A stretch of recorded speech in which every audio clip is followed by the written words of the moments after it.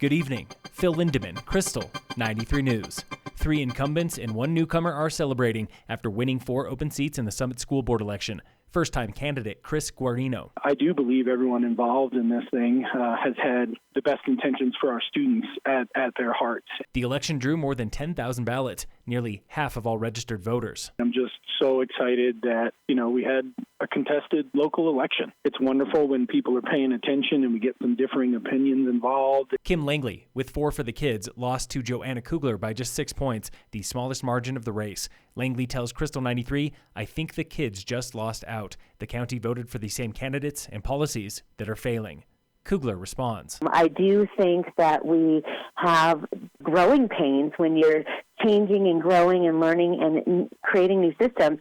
Obviously, nothing's going to be rolled out perfectly. This year's election also drew a record amount of cash. Candidates raised a combined $28,900, most of it spent on advertising. Toby Babich was the only candidate with no fundraising. My campaign was free of financial, political, and union influence.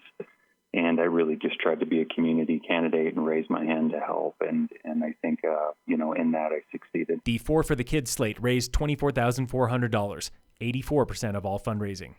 In other election news, a petition to ban short-term rentals in Frisco has failed. Frisco resident James Walsh won support and headlines this summer by gathering signatures for the upcoming April ballot. By the deadline last week, he came up short by 83 signatures. Summit School District wants you to join a strategic planning task force. The district updated its strategic plan this past spring, and now they need parent and community feedback. Apply by contacting the district before November 23rd. This week on the State of Summit. Big thing with the food hall is basically no franchises, no brands.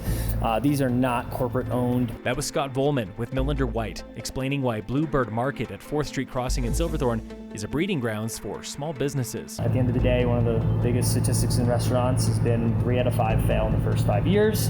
There's very small margins, and it's very hard work.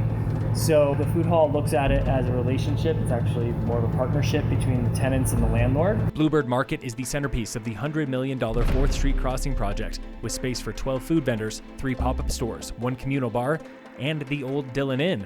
Still looking for a tenant. But we're renovating the building as we go and have been actively pursuing a couple different leases to operate again, and we hope it's going to be a full-service restaurant. Next door to the market is the Mint, now undergoing a facelift, and next to that, Hotel Indigo with over 100 rooms. Behind the market are residential condos, going up fast. We actually sold out those fairly quickly, which is an impressive job, but the demand is really there for those properties. Volman says soft opening at Bluebird Market is late this month, before a grand opening in December. Tune in again next Wednesday for The State of Summit on Krystal 93. Rob Katz is out and Kirsten Lynch is in as CEO of Vail Resorts. Lynch took over for Katz on Monday. She has been Vail's chief marketing officer since 2011. Katz leaves big shoes, responsible for the Epic Pass and acquiring more than 20 ski areas globally. He now becomes, quote, the executive chairman of the board. The Forest Service is burning slash piles in Keystone Gulch this week. You will see smoke just south and east of Keystone. Do not call 911.